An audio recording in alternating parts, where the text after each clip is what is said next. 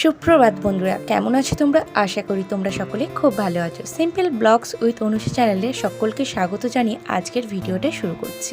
আজকে নিয়ে চলে এসেছি একটি নিরামিষ রেসিপি ভিডিও। আমাদের মেয়েদের আজ এই উপোস কাল এই ব্রত এইরকম না প্রায় সময় লেগেই থাকে।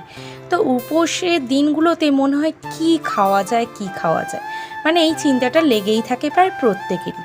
তো আজকে সেই রকমই একটা রেসিপি নিয়ে চলে এসেছি। সকালের টিফিনেই বলো বা দুপুরের লাঞ্চেই বলো, এই রেসিপিটা থাকলে সঙ্গে তাহলে আর কোনো চিন্তাই থাকবে না। তো চলো শুরু করা যাক আজকে কি রেসিপি নিয়ে এসেছি।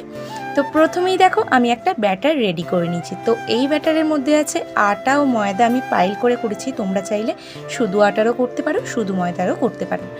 তো আটা ময়দা দুটো পাইল করে নিয়েছি, তার সঙ্গে নিয়েছি একটু নুন, কাঁচা লঙ্কা কুচি নিয়েছি, একটু গোলমরিচের গুঁড়ো আর জল দিয়ে আমি ব্যাটারটা রেডি করে নিয়েছি। অল্প আমি রিফাইন্ড অয়েল দিয়েছি, ব্যাস এইটুকু দিয়ে আমি ব্যাটারটা রেডি করে নিয়েছি। এবার গ্যাসটা জেলে দিয়েই প্রথমে আমি তাওয়াটা বসিয়ে দিলাম গ্যাসে। তাওয়াটা গরম হওয়ার জন্য ছেড়ে দেবো। আর এই রেসিপিটা কিন্তু যে কোনো মানে কাউকে করে দিলে অনায়াসে কিন্তু পেট তো ভর্তি হবেই, তার সঙ্গে কিন্তু মনও ভরে যাবে। তো দেখো তাওয়াটা গরম হতেই আমি কিন্তু একটু তেল ব্রাশ করে দিচ্ছি। এতে কিন্তু সামান্য তেলেই তোমরা কিন্তু এই রেসিপিটা বানিয়ে নিতে পারবে। তাহলে কতটা হেলদি হতে পারে সেটাও নিশ্চয়ই বুঝতে পারছো। তো দেখো আমি ব্যাটারটা থেকে 2 চামচের মতো ব্যাটার দিয়ে দিয়েছি তাওয়ার মধ্যে এবং চারিদিকে ভালোভাবে ছড়িয়ে দিয়েছি তাওয়ার। তো তোমরা নিশ্চয়ই বুঝতে পারছো, এটাকে অনেকেই কিন্তু গোলা রুটিও আমরা বলে থাকি। পুষ্পাবনের সময় আমরা এইভাবে কিন্তু সরু চাউলি পিঠেও করে থাকি, আর অন্য সময় এটা গোলা রুটিও বলে থাকি। তো নিরামিষ দিনে তাই আমি এতে পেঁয়াজ ইউজ করিনি। তোমরা চাইলে কিন্তু আমিষ দিনে করতে পারো এটা, তাহলে কিন্তু পেঁয়াজ বা ডিম দুটোই দিতে পারবে ব্যাটারের মধ্যে। নিরামিষ যেহেতু আমি কোনোটাই ব্যবহার করিনি, কিন্তু খেতে কিন্তু অসম্ভব সুন্দর হয়। নিরামিষ বলে যে খেতে ভালো হয় না সেটা না। তো দেখো তোমাদের সঙ্গে কথা বলতে বলতে আমার কিন্তু একটা গোলা রুটি রেডি হয়েই গেল। সেকেন্ডটাও আমি দিয়ে দিলাম তাওয়ার মধ্যে। ব্যাটারটা দিয়ে ব্যাটারটাকে খুব ভালোভাবে তাওয়ার চারিপাশে ছড়িয়ে দিচ্ছি। আমি একটা কাঠের সাহায্যে করছি যাতে ভালোভাবে পাতলা করে ছড়ানো যায়। যে চামচের মাধ্যমে আমি তুলছিলাম, চামচের পিছনটা দিয়ে ছড়ালে খুব ভালোভাবে ছড়ানো যাচ্ছে না, একটু মোটা হয়ে যাচ্ছে। কাঠটার সাহায্যে ছড়িয়ে দিলে বেশ পাতলা পাতলা হচ্ছিল।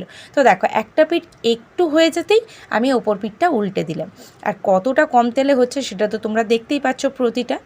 তো দেখো একটা কিন্তু আমার রেডি হয়ে গেল, এই নিয়ে কিন্তু দুটো হয়ে গেল। মানে জাস্ট 2 মিনিট টাইম লাগছে, এক একটা করে রেডি হয়ে যাচ্ছে। এইভাবে কিন্তু আমি প্রতিটা গোলা রুটি রেডি করে নেবো, বেশিক্ষণ হাতে টাইমও লাগবে না, আর খেতেও দুর্দান্ত হবে। তোমরা কে কে এই রেসিপি বাড়িতে ট্রাই করেছো অবশ্যই জানিও। নিরামিষ দিনে, আমিষ দিনে অনেকেই করো সেটা আমি দেখেছি আর খেতে পছন্দ করো। নিরামিষ এইভাবে কে কে করেছো অবশ্যই জানিও। আর না করে থাকলে অবশ্যই নিরামিষ দিনে একবার বানিয়ে বাড়িতে খেয়ে দেখো, দারুণ লাগবে, এটা আমি বলে দিতে পারি। তো চলো বাকি গোলা রুটিগুলো আমি এইভাবে বানিয়ে নেব।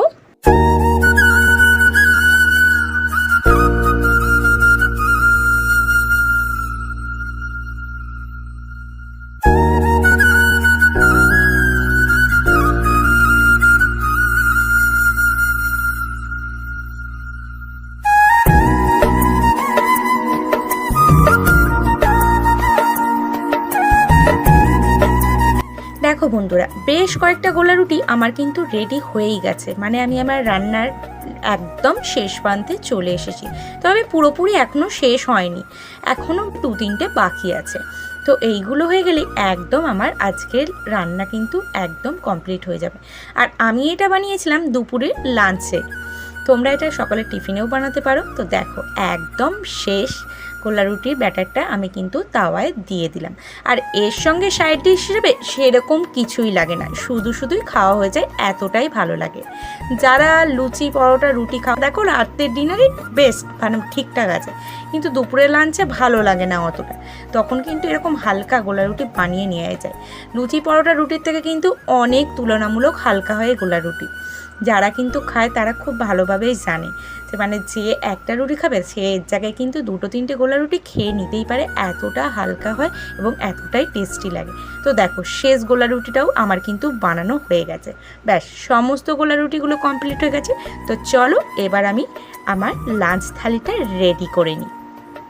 তো আমি এর সঙ্গে কিন্তু সাইড ডিশ হিসাবে বানিয়েছিলাম আলু ভাজা, সঙ্গে রেখেছিলাম একটু স্যালাড হিসাবে শসা, যেহেতু নিরামিষ পেঁয়াজ তো নেব না, শসা নিয়েছিলাম, একটু আলু ভাজা, তার সঙ্গে নিয়েছিলাম মিষ্টি আর টক দই। চা বিভৎস গরম পড়েছে, তাই দুপুরে একটু শেষ পাতে টক দই হলে মন্দ হয় না। তো চলো বন্ধুরা, আজকের মতো ভিডিওটা আমি এখানেই শেষ করছি। কেমন লাগলো আজকের রেসিপিটা অবশ্যই জানিও, আর ভালো লাগলে লাইক শেয়ার কমেন্ট, আর যদি আমার পরিবারে নতুন হয়ে থাকো অবশ্যই চ্যানেলটা সাবস্ক্রাইব করে আমার পরিবারের নতুন সদস্য হয়ে যাও। তো সবাই ভালো থেকো, সুস্থ থেকো, সাবধানে থেকো, আর বেশি বেশি করে একটু জল খেও।